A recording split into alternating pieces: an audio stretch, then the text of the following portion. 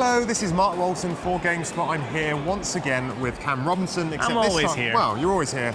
Except this time we are in the halls of the Köln Messe, where we just went to visit Square Enix. We saw a new game from Dontnod Studios, who are the guys who made Remember Me, if you remember that. So, what was the game we saw? We saw Life is Strange, which is a new episodical adventure game. So it's in the sort of in the same vein as sort of The Walking Dead and games like that. All those Telltale games. Yeah, the Telltale stuff. So essentially it's an adventure game, but instead of being based on very complicated puzzles, it's based on character development and story. And story and this mystery, because basically it takes place in this town, and you play this lead character Max, who returns from moving away. She comes back to their town as a teenager and reunited with her best friend, who's changed completely. You know, I think her dad has died, so she's had a really traumatic time. So she's now this rebel, but she's also convinced that her other best friend has now disappeared.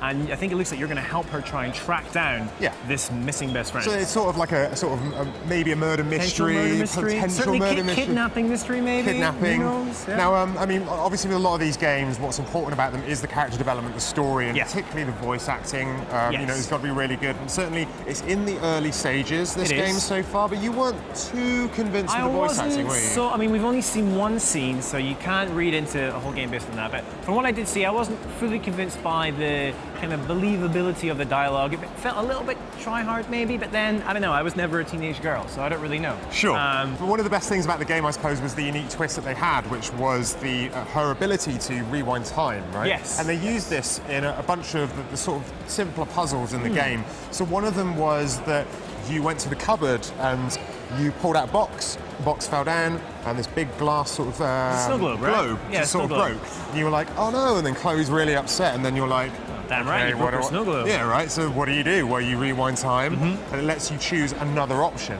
And that goes through everything, so like from dialogue trees to like interactions with objects, all of them will have repercussions along the line.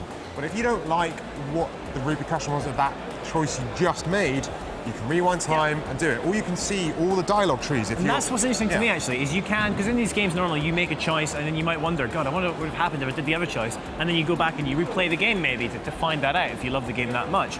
In this game you won't have to, because you can rewind at any point and basically sample all the different choices and then choose your favorite one, which on one hand is really quite interesting. But the developers have been like, hey, feel free to choose. On the other side, it kind of feels a bit like cheating to me in a way, but it's an interesting way to do it. Sort of. I think it's just a way to, you know, a different way of exploring the game. It's kind of acknowledging that that's kind of what everyone wants to do, is find out what the options are. And the time mechanic gives you a way of doing that without some sort of magic cheat button, I guess. Absolutely.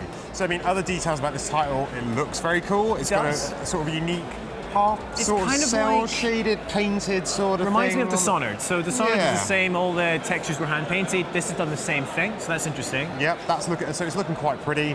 Other things, it's coming pretty much to every platform. So we've got PC, Xbox 360, Xbox One, PS4, PS3. And it's episodic, so there's going to be a season pass where you'll be able to download, basically buy all the episodes at once, so you'll be able to buy them individually. No pricing as of yet, but certainly... No, and they haven't got exact dates or anything, but they do say they'd like to have them like regular intervals, probably monthly releases after the initial release point.